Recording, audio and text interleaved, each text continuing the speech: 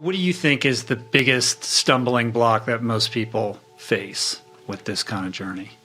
Honestly, is they have the woe is me mentality. It's too hard. Life isn't fair.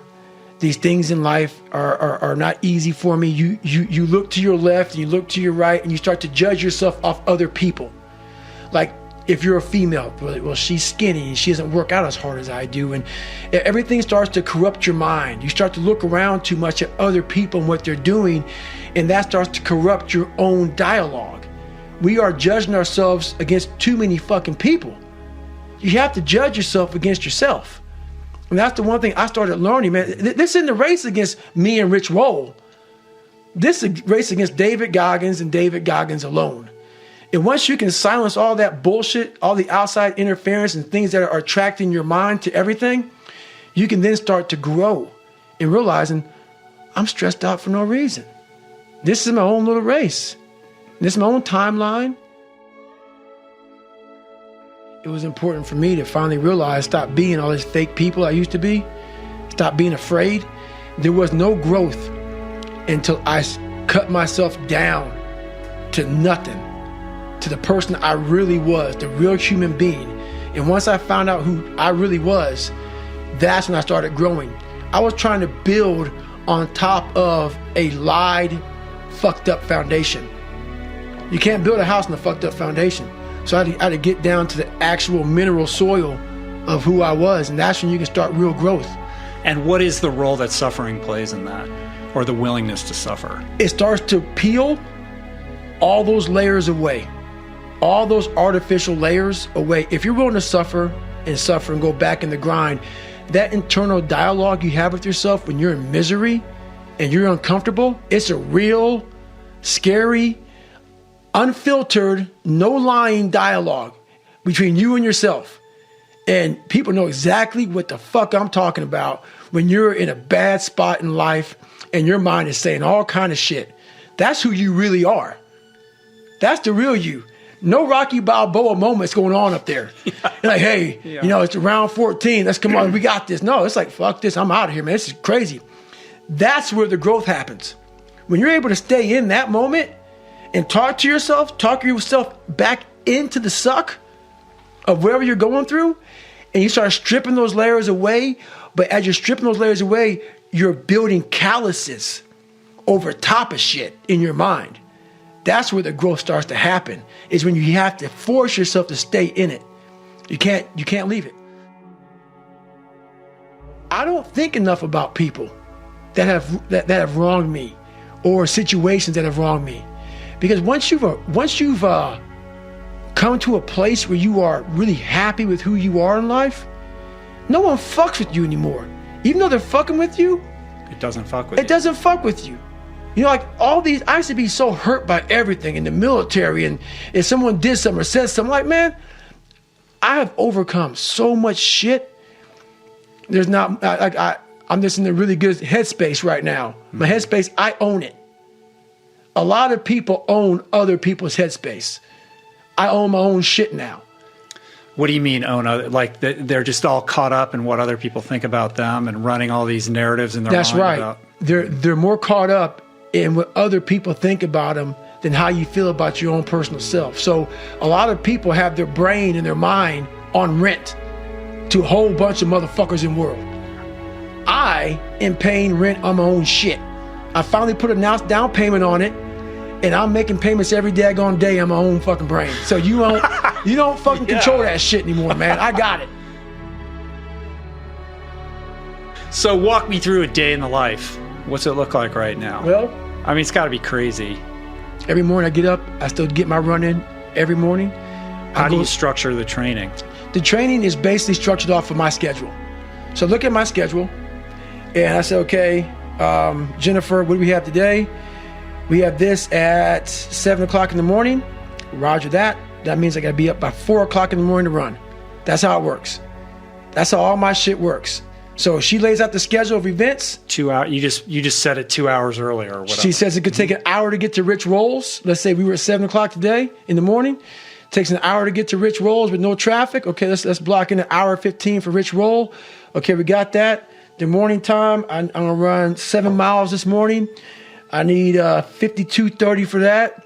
Roger that. Put in shit, shower, shave. Add that in. So the schedule dictates, but I have all that time. Just push it back, right? So if that means getting up at 1:30. Trust me. Roger that. I've done that several times. Yeah. Several How much sleep times. do you usually get? I like getting 7 to 8 hours of sleep. Nowadays I can do that. But there's times where the schedule says, hey man, you're getting 3 hours. And if that's the case, right. Merry Christmas. But guess what? Right now, it's easy to be happy. It's easy to smile. Those are the good times. The good times. Those times don't need to be trained. You know, I had to train myself for good times. Those times, for most people, don't need to be trained. What I'm trying to give you all is the misery of sometimes we go through in life.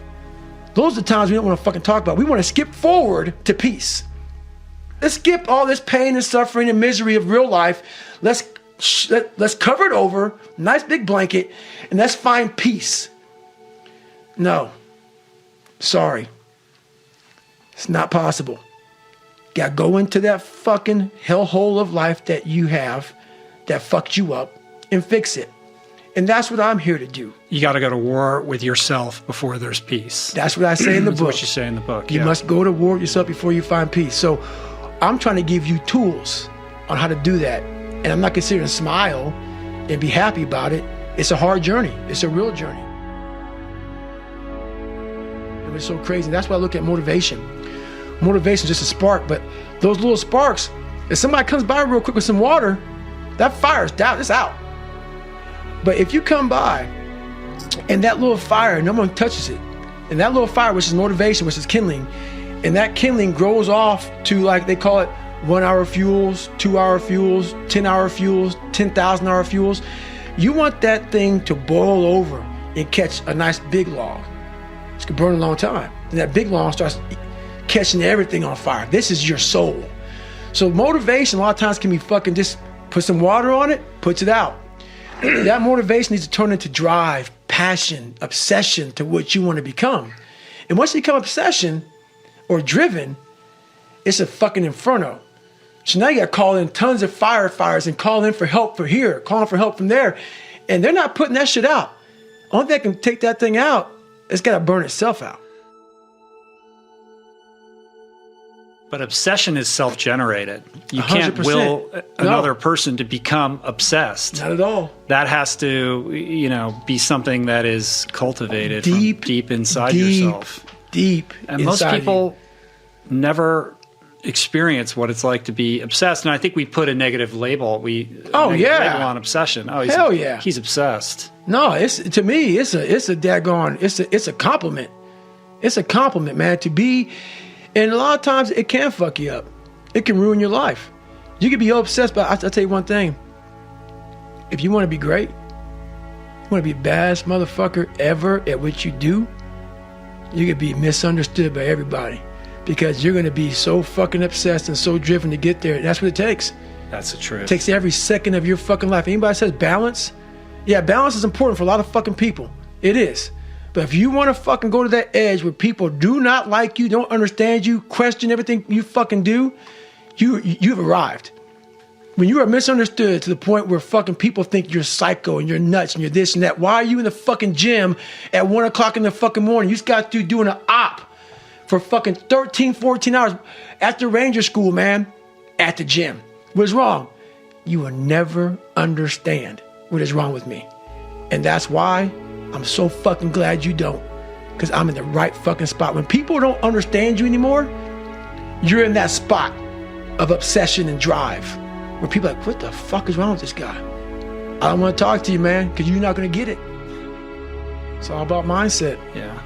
That's it, man. You have to change the dialogue within your head. And one thing I guarantee you, there's some stat out there about January 1. All that kindling that you started, all that motivation usually burn out by about 10 to 12 days later. So let's see how far you can take that shit. Let's see if you can get a fucking That is inferno a challenge going. from Goggins to you. Usually it's 10 to 12 days, man. People always come to me, man, hey, I want a workout program. I no longer give them anymore because you're going to waste my fucking time. Because I know most people out there, once that fucking one alarm clock goes off, the wrong time of the day, I'm not going to the gym. Right. Or they get the workout program, but then they're like, hey, they hit you up again. What kind of watch do I need to get? That's right. What kind of shoes? The questions just keep coming. Keep coming, man. Every day goes by without anything going on. Keep coming. Go to the store, buy a pair of shoes, and Merry Christmas. Have fun with that shit. Call me after you lose some fucking weight running your ass in the dirt, and then we'll work on some other shit. Right on. Get your base on.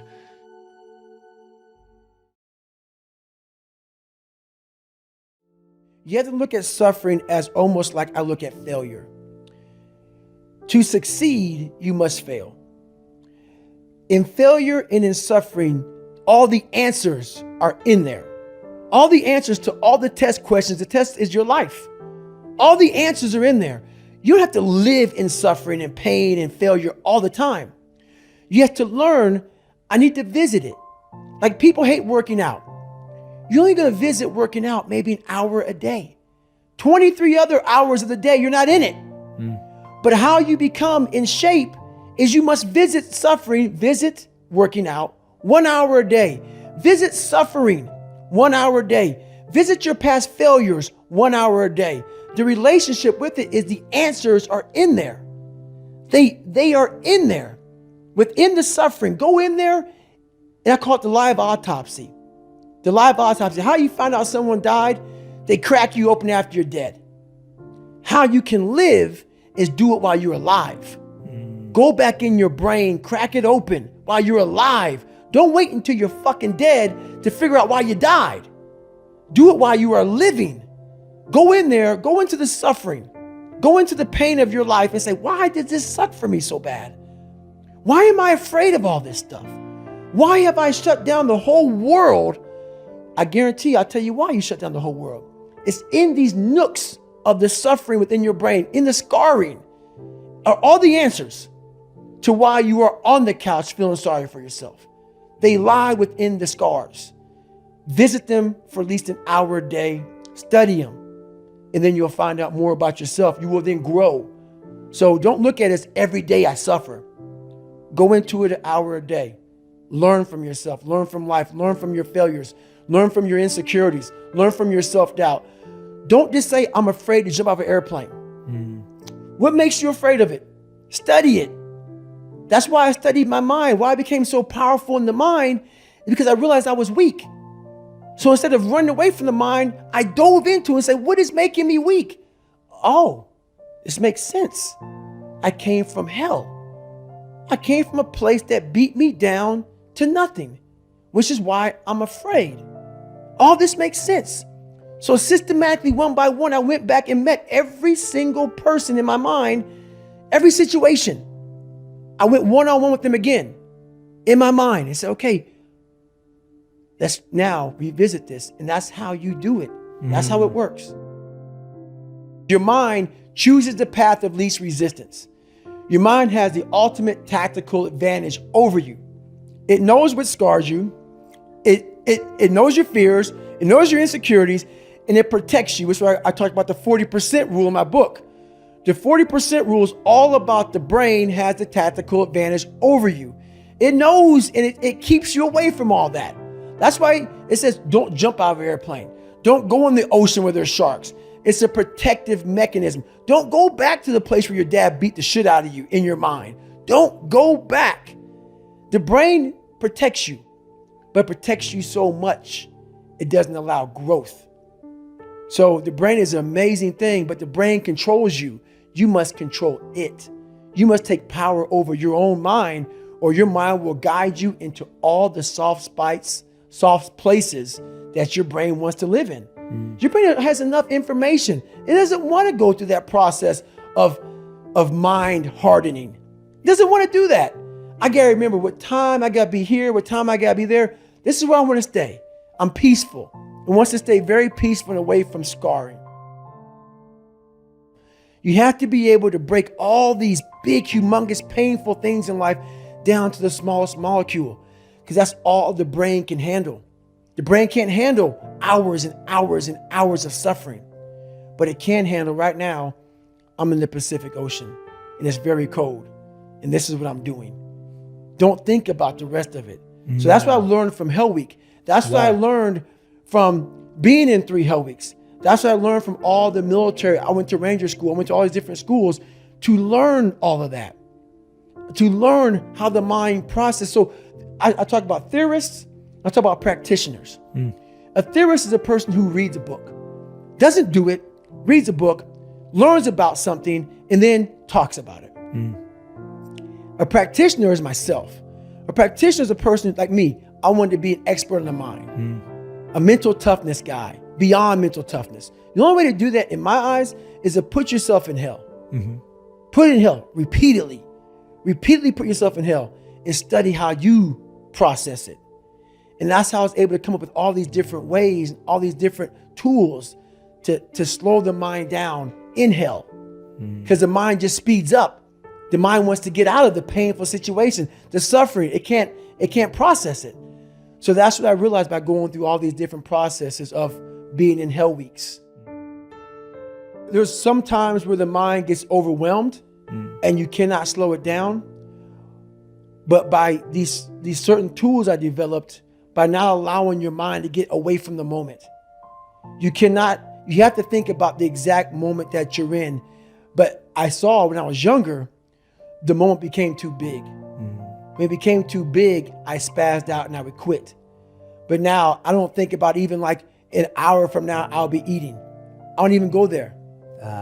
Because then your mind, no, we must embrace this, because now you have to be a leader in this moment. It's not about you just getting through it. I had 5 guys, and 6 including me, in my boat crew. Now I was the boat crew leader. So now another trick is this. If you don't think about yourself, there's no pain. Which can also lead to pain later on in your life. But in these moments when you're struggling, if you are a true leader and you're worried about your men or women beside you, your mind doesn't care how cold you are anymore. Your mind's only worried about taking care of the men and women beside you. So I started realizing, man, if I take care of these cats to my left and my right in the worst moments, my mind is no longer thinking about, you're miserable, David Goggins. Get the hell out of here. You're thinking about, how was John? How was Andy? How was Sam? How was Pete? How are you guys doing? You're not thinking about me. So there's so many things you can do to get outside your own head to then allow your body to just be like, hey, we're just a machine. But you have to let your mind be able to process all these different tactics to do that. Take a different vantage point in life. When you are in the hell, you can't see the beauty of being in it when you're in it. Get on top of that mountaintop in your mind. Get on top of that mountaintop and look down on what you're doing. You can see a whole different world, and that world is beautiful. But you got to get a different vantage point in the suck.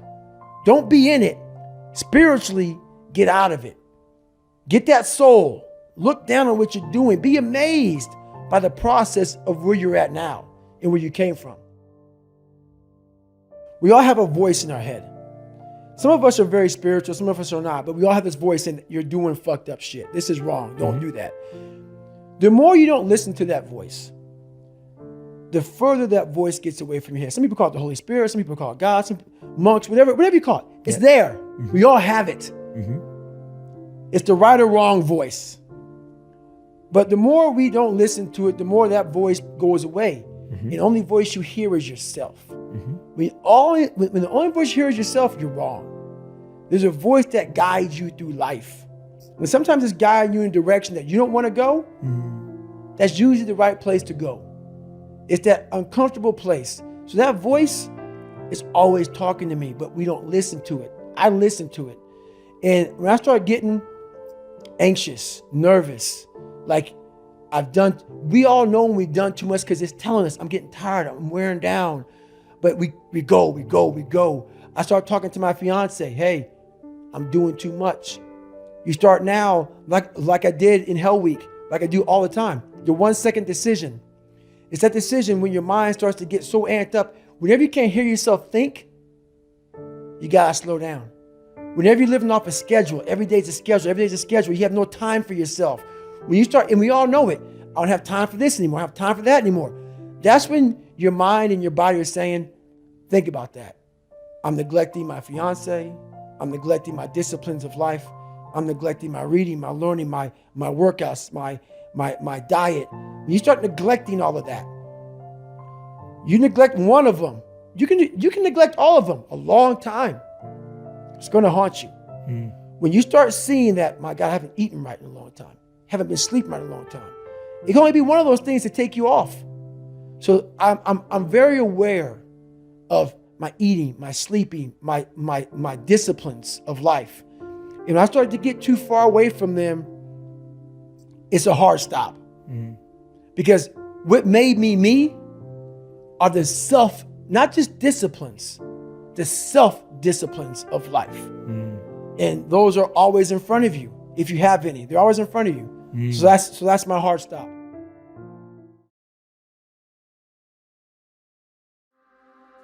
I realized that my mentality had to be very different.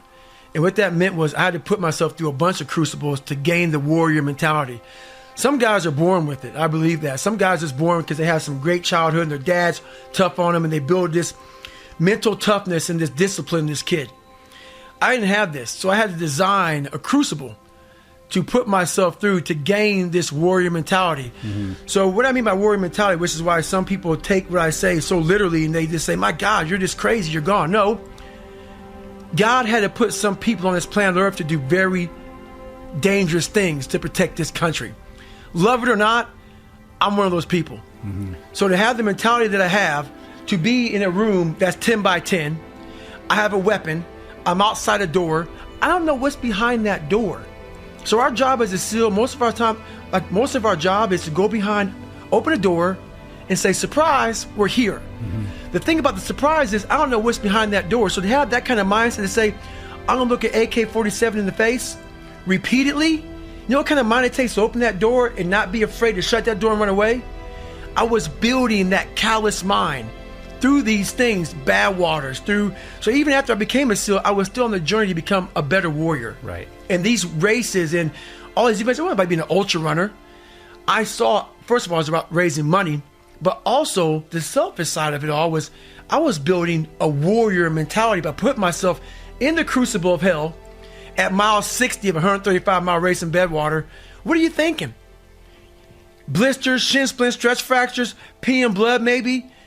What are you going to do now, David? How are you going to get the next 70 miles of this race? Well, that's when you find out who you are. Exactly. You know, it's like everything builds to that moment. It's all about that moment and that decision that you have to make when everything else is stripped away from you. Right. That's going to reveal to you who you are. Exactly who you are. And what your character is. Right. And what's good about that is a lot of people set these great goals, like they want to do Badwater, or they want to do an Ironman, or they want to be a millionaire, or whatever they want to do. They have these great goal lists, and they're amazing. Goals are important. But what we don't do in life, which is why people quit in SEAL training and they quit in these different things, we don't look at ourselves in the accountability mirror and take care of the number one thing before you start a goal. Let's take care of our insecurities, because they're going to surface when you put yourself in the crucible and you're suffering. You may be the best physically fit person on the planet. If you haven't handled your mind and handled your jealousies, your insecurities, whatever happened to you as a child and in between, they're going to surface at the time when your mind starts to question, why the hell am I out here in this race? What keeps a person in the fight is having purpose. Having purpose. Leave the ego at the door, because the ego will kill you every time. You will always quit. So that's why I've been able to get through things, because I know I was a scared, uneducated kid who stuttered and had zero. And I had to look at myself in the mirror and hold myself accountable for who I wasn't and who I wanted to be. Everybody's journey is different. Everybody's journey is different. I was on a journey to see who David Goggins was. And that journey took me in some of the hardest areas a human being can even imagine. And right now at 41, I'm the happiest person on the planet, because, you know, I had to climb Mount Everest several times just to look down on my life to see what hell I came from. And that's what kept me going through all this stuff. Like I envisioned myself going through, like when I was a young kid and they called me all the time. My dad beat the hell out of me and I had no self-esteem. I had this vision of, if I can make it to where I want to go. Imagine when I look back on my damn life how proud I will be. And now I'm here. I'm able to look back on this life I lived that many people will never understand, because why? When you're passionate, they think you're crazy. And you can't even explain to people why you're doing or why you did what you did, because you found your purpose. And once you found your purpose, you can't really explain it to normal people, because they don't understand passion, because they live everyday life just going, not really finding their purpose. So I become a foreign language to people. So they put me in the category of, you're just crazy. No. I'm passionate. I found my purpose in this life. Well, I had to create Goggins because David Goggins was a weak kid. So I created Goggins. So the crucible of life that I decided to take to become who I wanted to become, I created Goggins. Goggins is the guy talking right now. David Goggins was a kid that got bullied and all these other things, and I created Goggins. None of it was external. I don't care about money. I didn't care about awards. I didn't care about medals. I didn't care about Badwater. I don't care about ultra running. These were all things for me to build the internal in myself. So, like people don't get it twisted, man. I did this to be proud of who I am as a human being. And most people live a lie. I hated the lie I lived. And the lie I lived was I was nothing, and I knew I was nothing. And my journey, I wanted to be something. I wanted to be proud of who I was, and it took me in that direction. 2013, yeah. I walked 105 miles. Right. And I spent 7 hours in the vehicle from having so many issues with my body. And everybody goes, why didn't you quit, man? You could have killed yourself. It's not about that, man. I'm not out here to kill myself. Don't get it twisted, man. It was, honestly, at that point, it became a whole new challenge. The challenge was always to do my best. But at that point where I saw my best was done. Your best on that day, given whatever circumstances God gave you that day. It was so I took what God gave me that day and said, well, I had to readjust the goals. And I found happiness and joy and peace. And like, okay, man, we're gonna reset this damn boy, and we're gonna walk 105 miles. Right. And we're gonna get to the finish line, and you're gonna walk 105 miles of Badwater. It's gonna be horrible. And that's what happened. So once you find, my purpose was pretty much at that time to raise money for a foundation, but I can't say that was my only driving force. When you're in that much pain, I'm sorry, you're not thinking about raising money for a foundation. Right. I'm sorry, I'm human. I had to go dark. And going dark was I had to go to that straight, barbaric, Garanimal mindset of like, as bad as I was suffering, I had to make it work to my advantage. I had to enjoy, I had to embrace the suffering. I had to really see, man, now I'm at mile 70. I've never gone 70 miles before. What if I can go 30 more miles in this situation? So I had to talk to myself very differently versus being scared of what I was doing in my body. Because if I thought that way, which a normal person should think that way, but once again, I have a warrior's mentality. I thought the exact opposite. What if I get through this, being this messed up?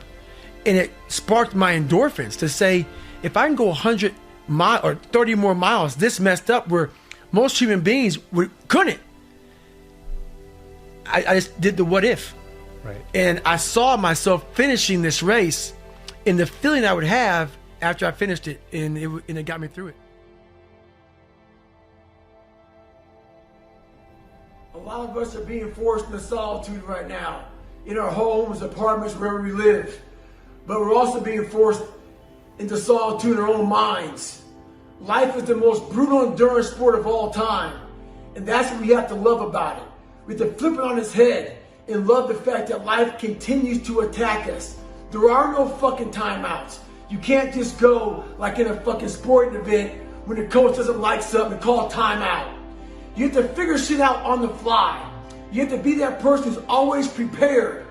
But the solitude right now that a lot of us are dealing with is what we don't want to deal with. It's the fact that we have to think about all these things that we don't like about ourselves. We like to use life as a big escape. That escape is not there anymore. All these distractions that we use, they're no longer there. This is the time right now for you to stop avoiding things. Get that pen and paper out. Look inside yourself. Stop looking at me or other people out here to be the hero of your story. This is time for you right now in all that solitude to get to know who you are as a person. Be alone with yourself. Write that shit down. Start to face these different things in life. Knowing one thing in life, we are all very fragile in this world. We have to know that when we die with some meaning and some purpose in this world. Stay hard.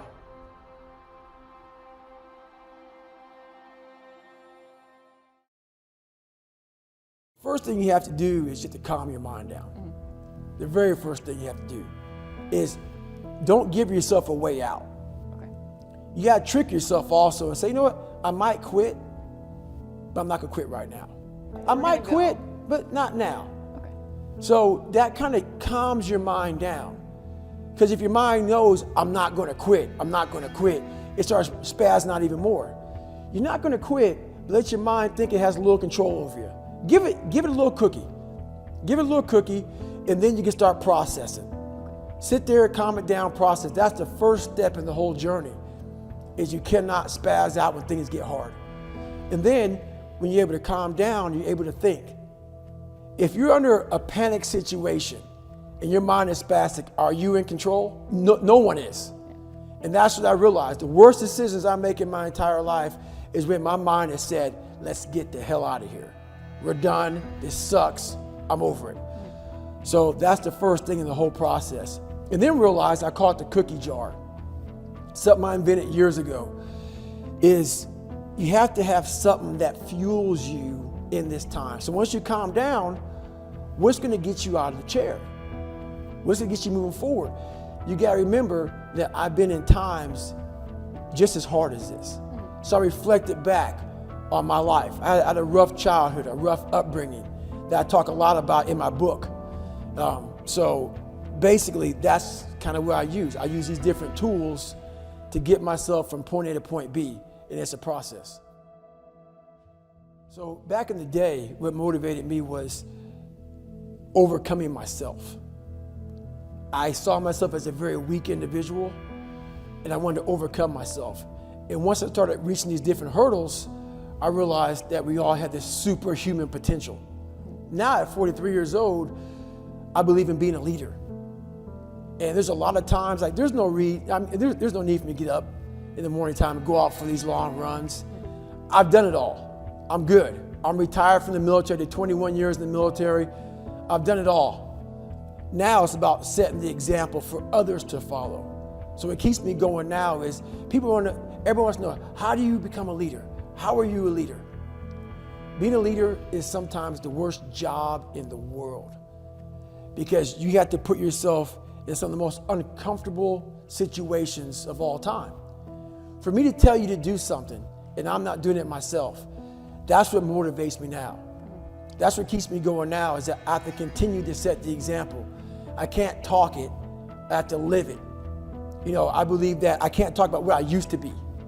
I used to be this guy that broke pull-up records. I used to be this guy that ran 100 miles, ran 200 miles. I have to still be that guy. And then when I'm not that guy anymore, I shut up talking about it. So I prioritize trying to win the battle in the morning. So I always win the battle in the morning. So I get up in the morning time, every morning I go for a run. That's the first thing I do every morning. Haven't taken a day off from running since December 2016. Every day, up in the morning. So I also stretch out every day for about 2 to 3 hours. Every day. I've missed 2 days in about 5.5, 6 years. So that's just my routine. And about 4 days a week, I'm in the gym hitting the weights. Because you can't just be a runner. So this is every single day, the monotony of my life. But this is what builds discipline. And not everybody, I'm not telling everybody to do this, but this is my lifestyle. This is how I build self-discipline. I was that guy, if I was on deployment and we got off an op at 1 o'clock in the morning, I was in the gym at 1:05 in the morning. Every single day of my life in the military, no matter what I was doing, I gave 100%. So at 21 years, I was good with it. I went through 2 heart surgeries. I went from anywhere deploying. I was a recruiter in the Navy SEALs. I was an instructor as a Navy SEAL. I did it all, but the whole time I also lived like it was day 1, week 1 of BUD/S. Even after I graduated Navy SEAL training, a lot of people who graduate something that's hard like that, they get comfortable. Even the biggest, baddest person in the world, they get comfortable. Every day of my entire life, I lived like it was day 1, week 1 of BUD/S. And so I take a lot of pride in that. That's why I don't miss anything. Because basically it was extremely hard to deploy, to be in workups where you're training to be deployed, and you're getting up early, getting after it, and you're still maintaining a high level of PT. Every day, push-ups, sit-ups, running every single day, along with doing the job as a SEAL. A lot of guys don't do that. But I learned that you have to be a good individual first. You have to triple down on your weaknesses, because a lot of times, like, you always count on your buddy next to you to help you out. Sometimes that buddy's not going to be there. You got to make sure that you are a jack of all trades and a master of all trades. And that's one thing, you got to have your buddy's back, they got to have your back, but you got to work on yourself every single day. And that's one thing that the military has to really, really triple down on. Is something that we're missing nowadays a lot, is that total accountability of every day, going back to boot camp in your mind. You may have boot camp sucks. SEAL training sucks. All these things suck, and people are so happy to get out of it, but that's what makes you good. Remember how you were when you got out of boot camp? You're kind of all like robotic and locked in, and then it slowly goes away. You get comfortable, you start to sag a little bit, start to walk around. You start to lose that militant discipline. That's the one thing I learned not to do in the military, is the military teaches you these great codes, ethics, morals, values. You got to continue to work on those. Like everything, it's a muscle. You stop going to the gym, you stop running, you get weak. The military teaches you these great values of strength and honor and code and all these other things. But what we do is we don't keep up the discipline of all that stuff, and we lose it. So the one thing I learned is to not lose that thing, that boot camp, SEAL training, whatever you go through, whatever your A school is, whatever it is, keep that discipline up. That's the biggest thing. Even when I was going through my own hard times, like in pararescue training, when something got hard, my mind would spaz out and I would quit immediately. I didn't know how to handle it. Started realizing that you have to learn to control your mind in these situations. So at mile 70, when I was in the worst shape of my entire life, I was able to draw on being calm. Calm the emotion down. Emotion controls us. Emotion cannot control us. So I got a hold of my emotions, I calmed down, and I was able to really just sit there and say, okay, I'm in the worst shape of my entire life. I should quit, but let's not quit yet. You're dizzy, let's not get dizzy. So let's get some hydration, let's get some salt, some potassium, let's get some more nutrition in your body. I wasn't dizzy anymore. That's the first step. So then I said, okay, let's see if I can stand up. So I was able to stand up. So I wasn't thinking about, I have 30 more miles to go. You're just going little steps. I was going little steps. Okay. Okay, you know what? It's pretty amazing. I ran 70 miles. The furthest I ever gone in my entire life was I did this makeshift 26-mile run like years ago out in Guam with this other guy. So I'm way exceeded that. I've gone 70 miles. The first I ever gone was 26. So I'm thinking, that's kind of cool. So now I'm trying to give myself some energy here. Okay, let's see if we can walk a mile. After being in the worst shape of your life, peeing on yourself, going to the bathroom on yourself, now let's see if you can walk a mile. So I walked a mile. I said, you know what? Let's see if we can walk 2 miles. Walked 2 miles. Got to mile 81, and my crew person said, hey, you're not going to make the time. I said, let's see if we can run a little bit now. So I was able to run the next 19 miles. So what I realized here, and this is where I stopped scratching the surface and started barreling deep inside human potential was in this race right here. And I was starting to realize that we start to trap ourselves within our own mind. And our mind is this big barrier, this big wall. And once we get to pain and suffering, that wall gets bigger and bigger and bigger.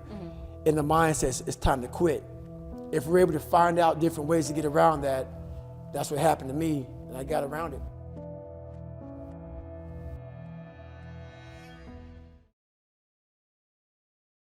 I had to invent this person. David Goggins is an introverted, soft kid that got beat up growing up, and mindset had to lie to create friends, to get friends, to be accepted. So my life has really been about two people. Very scary, but two people. I had to invent a whole nother human being to get outside of my comfort zone. And that human being became Goggins. Goggins is like the guy that walks out of the phone booth. He's like that Superman that walks out of the phone booth. And I was talking to my fiance today about, it's kind of strange how sometimes I have a conversation between David Goggins, and Goggins will tell David Goggins about the shit he's done. And David Goggins like, what the hell, man? Why are you doing that? That's nuts. So it's kind of this battle between trying to find more of yourself, knowing that the real you is afraid, likes comfort, likes living in a world that is that likes to pat you on the back, give you the things that you want to hear, not the things that you have to hear to get better. So that's where all this kind of started from. And when people hear this podcast, they're going to hear a lot of things that they're going to want to put a title on me. They're going to definitely want to put a title on me to make themselves feel better. I asked them during this podcast, do not do that. Do not look at what you're going to hear. Put a title on me, because basically what you're doing is you're giving yourself a get out of jail free card. Exactly. That's all you're doing. So all you're doing is saying this guy was some super freak. He found some super thing in his brain that was locked up. He unleashed it and became this guy. It's a fucking lie. Because every day I wake up, I dread the day. I dread the day of what I'm going to bring on myself to get better.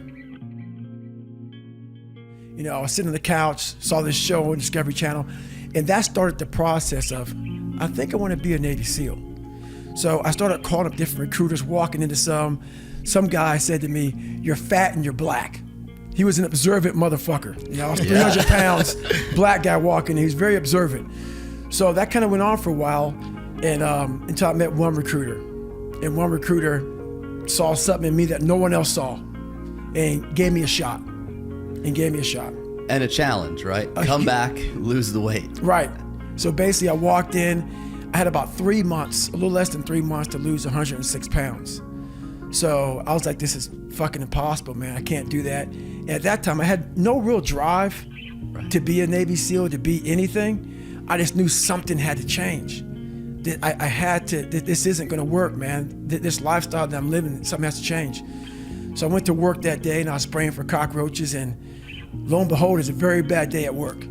I found a whole bunch of cockroaches, rodents. It was a bad restaurant.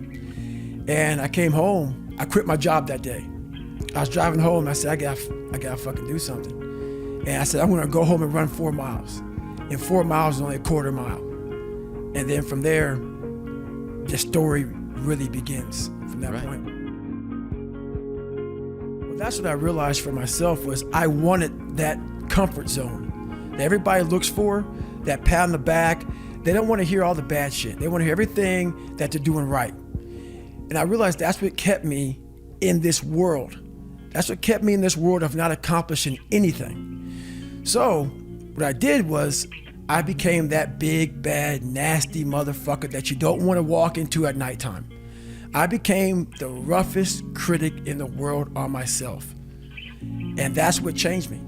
I literally saw myself in the mirror. I saw the truth versus saying, you know, my dad did this to me from beating me, kids in school from calling me did this to me, my life did this to me, my fucked up broken foundation did this to me. I took that and said, you know what, well, some people may help this happen, but now I have to own this. No one's gonna come back to save me. No one's gonna come back on this fucking couch and say, hey, it's okay. You're gonna be okay. No, I'm not. I'm not gonna be okay. I had to realize I had to take a stand. I had to make a real stand. And it was painful to look at who I was, what the world and myself created. It created a very lonely, depressed, insecure man that would do anything just to have a friend. And I saw that as very pathetic. When you look at the truth, it becomes very ugly and pathetic. I'm really good at creating an enemy. I'm really good at creating something that I'm against. And I'm also good at, if you ever tell me something that I cannot do, I'm gonna let you know that I'm doing it. Right. Somehow you're gonna fucking know one way or another that I'm doing it. It may not be like in your face. I may make sure that I run across the daggone world. So then it's on the news and you turn the news on and say, how the hell did he do that? I want to do something that you know I'm here. I'm here. So every time I lose like a big significant amount of weight, I call that recruiter up and say, hey man, I'm here. I'm here. And before I knew it, man, this guy became almost like my best friend at that time. Because I started actually changing his life. He started seeing, wow, man, like, I'm glad I took a shot on this guy. Right. And not only did I lose weight, I had to go back and take the ASVAB test again. It was like a watered down SAT a couple more times just to get in the Navy SEAL. So it was a big process. So that 3 months was packed full of like failures, depression, even more. But what I found out in that whole 3 months, I lived a lifetime.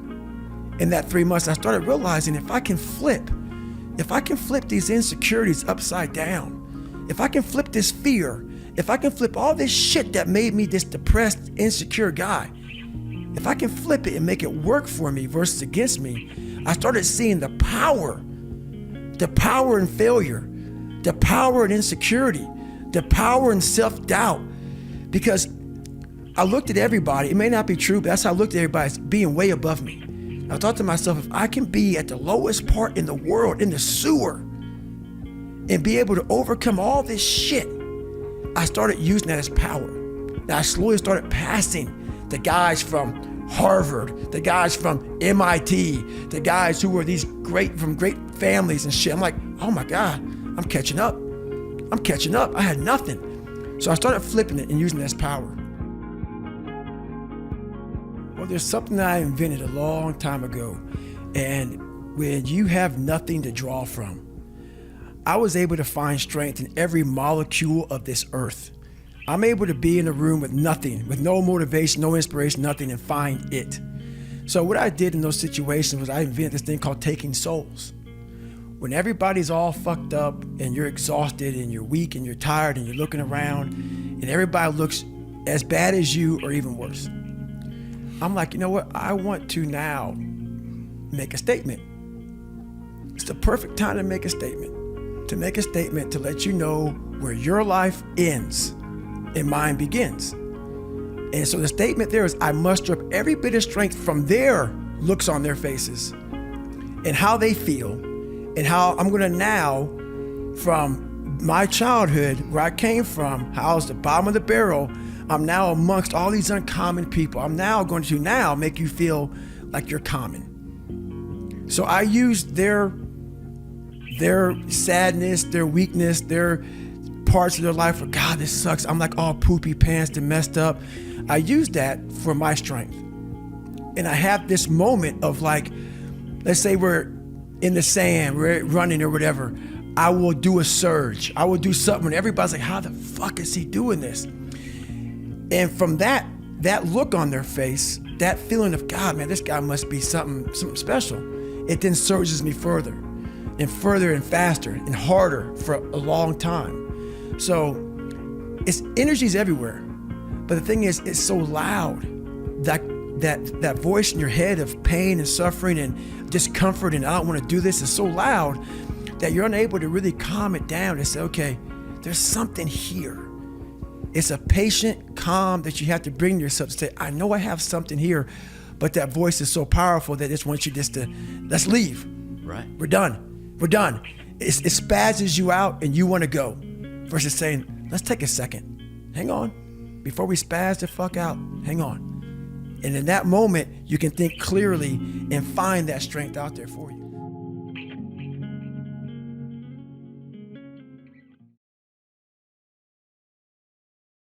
When I was 297 pounds and I was fat as hell trying to be a Navy SEAL, the scariest thing in the world to me, even to this day, was that could have been the rest of my life.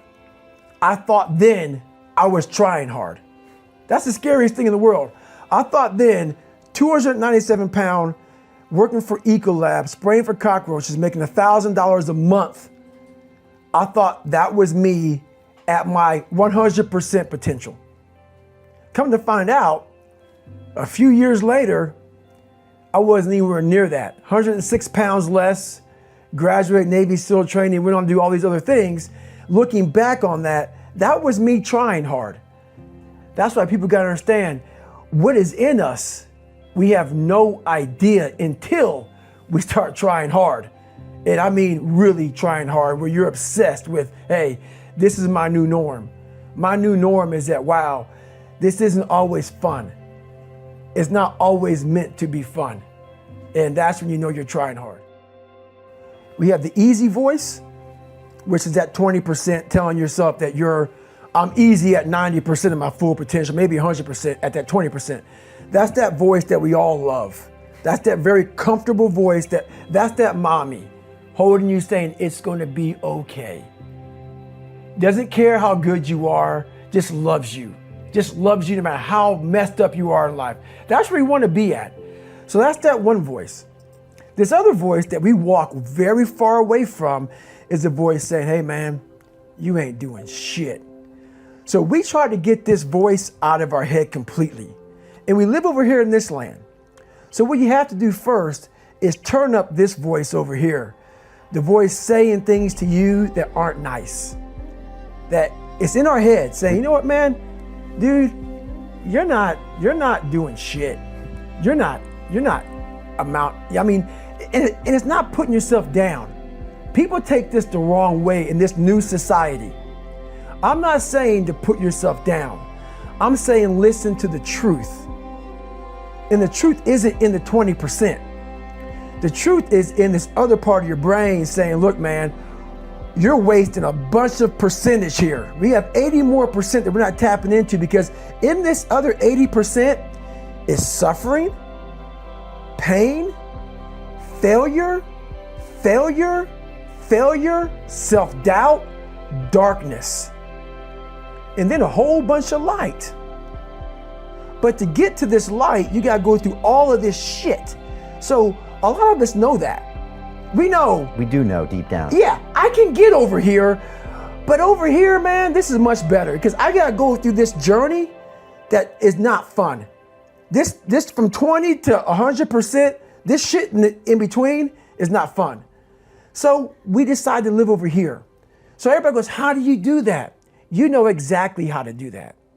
You know exactly, it's not a magic trick. There's nothing I talk about in that book that's a magic trick. It's all back down to a very primitive mindset of we just have to do. It's like breathing. Breathing becomes normal. Like we don't even know that we're doing it. That's how you have to live your life. When that alarm clock goes off at 4 or 5 in the morning, your mind says no. You just say, it's just what we do. It's what we do now. Because to get to where you want to go, the amount of pain involved, I'm not saying physical, I'm not saying you got to break yourself off. The amount of mental pain of how many times you're going to have to do something that you don't want to do to get to where you want to go is going to be, there's going to be more times you do something that you don't want to do than you are going to want to do it. And that's your new norm. That's your new norm. So then it's like breathing. And then once you do this over and over and over again, it becomes like breathing. I don't want to live this lifestyle, but to get to the other side of this, I have to. So if you really want it, you realize what trying is and what trying is not. You will not find toughness in a comfortable environment. Those of you who are listening to this, whoever hear this, you will not find it. I was trying to look for it everywhere. The only way you find it is to drown yourself in a position where you're just out of sorts, where you can't swim and you're drowning. Where you're drowning. You're drowning in life. But you say, you know what, man? Fuck that. I'm gonna figure out how to fucking backstroke or fucking something. They have to work. And then you start to engage parts of your mind that you never engaged before. But you can't engage it by sitting back in these nice chairs, drinking this nice water, talking to you, talking about what I want to do. That's where the 40% thing comes in. It comes in when you're in suffer mode and you say, I'm not going to quit. You're forcing your brain now to operate on a level it's not used to. Your brain is the most powerful weapon in the world. Once you put away your phones and your computers and all that shit we have nowadays, yeah, it's great. We're up to date.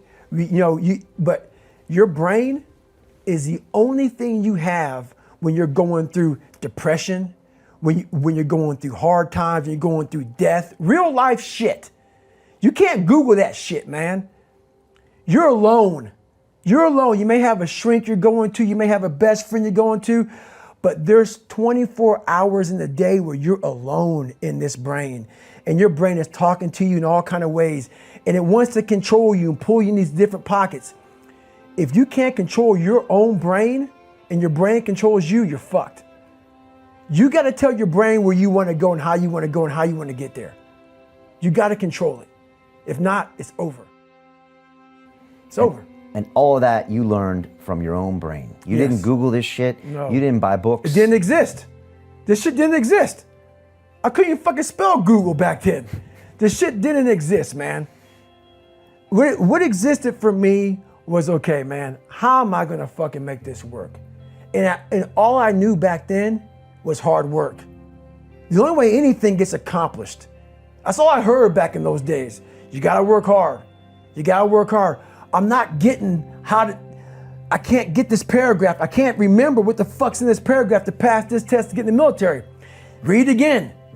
Still not getting it. Read it again. But if you're not getting it, write it out. And that's how I started learning. Okay, well, I gotta write out every fucking thing I do. And then write it out again. And write it out again. And guess what happened? I got it. I got it. I can't swim. I'm negative buoyant. Go back again. I can't swim. Go back again. Go back again. Go back again. I got it. I realized if I keep going back and going back and going back until the shit just becomes, your mind will say, fuck, okay, we're gonna figure it out. It'll find a way. Because he is not going to stop. It's not like I'm gonna try one more time. No, it's just like alarm clock goes off, boop, we're going back. I can't read right, we're going back. I gave myself no way out, and my mind realized that. They said, okay, we're gonna adapt and overcome now. I talk about the new norm. When I lived in a $7 a month place when I was growing up for a short period of time, I loved it. I didn't know any different. That was my norm. Once we moved out of that place, we moved to a $236 a month place. I was like, shit, I never want to go back to that little piece of shit. But if you go back to that $7 a month place and you realize this is where I live, this is all I got, your mind says, roger that, this is home. So when I was going through Navy SEAL training for 18 months and going back through all the hard parts over and over again, I told myself after the first time, I knew it was gonna be a long journey there. My body was breaking down. It was just how it was going on. I said, you know what, this is my new norm. So my mind said, it's like going to work. Like you go to work, you put your suit and tie on, I go into suffering every day. Every day, suffering, being broken, duct taping my feet up, stress fractures, shin splints, being broken. This is my new norm. And your mind says, if we're not broken, this ain't normal. We gotta be broken. So then your mind starts to get tougher and tougher and more callous. People, how did you run on broken feet? Broken shins. My mind knew this is how we operate. We're in Navy SEAL training. This is what we are. I became hell. And that became my new norm. I gave myself no way out. There was nothing outside these walls of hell. Nothing. I loved God, but for a short period of time, I became the devil because that was hell. I became the boss, the owner, the CEO of Navy SEAL training. That was my mindset. And that's how you get through things. You immerse yourself in wherever it is, and you become that. You become that and give yourself no way out. When you really sit back at your life and you are in that dark room and you're looking at where you started from and you tell yourself, God, dog, man, my mom is this way. My soon-to-be stepdad got murdered. My dad beat the shit out of me. I can't read and write to save my fucking soul. I've lied about it to everybody. I've cheated on all these tests. My God, man. And then you put a goal in your mind.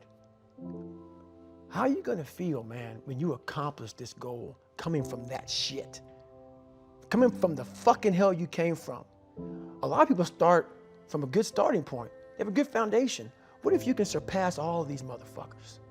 What if everybody who was fucking way up here started up here? And you started with no legs. You had to grow fucking legs to even start walking and then crawling and then running. And then you start passing people with all this given to them. I had to use all this negative shit that was making me weak and horrible as a person. I had to use this as the power that now fueled me. I had to flip it on its head and say, hold up. This might be exactly what I need. The darkness is exactly what I need. It's how you look at your situation. And I was looking at it all fucked up. You have to first accept it before you can fix it. A lot of people walk around, oh man, I'm good. I'm good. No, you're not. You have to accept what you're not. And people don't want to do that. And that's the only way you can fix it. You have to accept it first before you can go on the journey. A lot of folks never even start the journey, man. They never start the journey because they live in this fake life that who they want to be, they act like they are, but they're not because they haven't fixed all this stuff yet. You got to fix this first before we can start our journey in life. So that's why I have them make this list. You fix these problems, now your journey can begin because you no longer care about how people are judging you. When you care more about how someone's judging you, you're going to stay right there. There's no forward momentum. Each thing that is wrong with you has to be a focal point. You can't look at this gigantic list and say, I got to change all this shit. My God, this is crazy. No. You take off the first one. I want to be smarter. For me, that was my thing. I have to become more intelligent.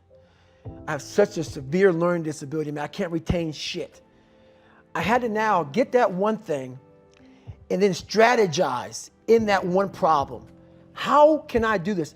I'm not going to learn like you. I'm not going to learn like anybody else. How am I going to figure this out? So I then figured out, okay, where are my strengths here? Where are my weaknesses in learning? All right, man, how am I going to do this? And I figured out a way to do it by just strategizing. So how I learn to this day, if I have a big manual to study, I will have to get a bunch of spiral notebooks from the daggone store. And each page, I have to write each page out, maybe 10 times. So there was a 1,000-page dive manual that I got 18 months before I went to dive school. Most people, I'm not smart, I'm gonna go see if I can pass this test. I realized, hang on a second, I'm not smart.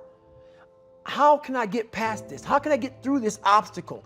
I need to acquire this book 18 months in advance because it could take me 18 months to write down each page over and over again to then put it to memory. So when the question came up, I had written that question so many times down on paper that I can recall, okay, page 71 was where I remember seeing this, and I can recall it that way. And that's how I did it. So you got to strategize on each problem you have in life. Slowly break down that problem. Don't think about all the problems you have, just one at a time. And before you know it, you fix all these problems, but you cannot focus on all of them. Just on the one thing at a time. There's a concept in your book that it permeates the whole book, and I think really is one of the most important things for people to understand in their own life, certainly to understand you, and it's the notion of detesting mediocrity. Talk to me about that. How did you instill it in your life? How can other people instill it in theirs? It's one of the biggest things in the world. A lot of us, mediocrity is everywhere right now. And we're always trying to find an easy way out. And we're judging ourselves. Let's say there's 10 people in this room and we're all mediocre. But I'm the best of the mediocre people. I now think I'm great. I'm great. We surround ourselves around people that make us feel great. They tell us what we want to hear. The second we put ourselves amongst the uncommon people, we don't like that feeling. That challenging feeling of that person who's waking up at 3:30 in the morning and say, hey, put your shit on, we're going for a run. We don't like that challenge. We like that person who says, hey, you know what, man, I don't feel good today, man. And they say, oh, it's okay, brother. We'll take a day off, man. We'll get a pizza and shit, watch the game. We like that. We love that feeling. Why? Because you understand, man, we're good, bro. We don't want that motherfuckers like this. Hey, man, no, bro. Get your fucking shit on, man. Stop being a punk. We don't want that in our lives. We don't want that person who's constantly challenging our weaknesses. We want that person who's constantly, making us feel nice and good and secure in ours. That's the mediocrity of life. We want to be the best amongst the average people. People wonder, how do you stay hungry all the time? Because after I accomplish something, I don't sit back like a lot of guys who graduate buds, graduate this, graduate that. They get comfortable. They wonder why I'm getting weak, man. I don't know, I lost my edge. What's going on? Because once you hit the top of the fucking mountain, guess what happened? I'm good. I'm good. So you wonder why you're falling down now. Because once you reach the top of the mountain, you got to build a fucking another one. That's mediocrity.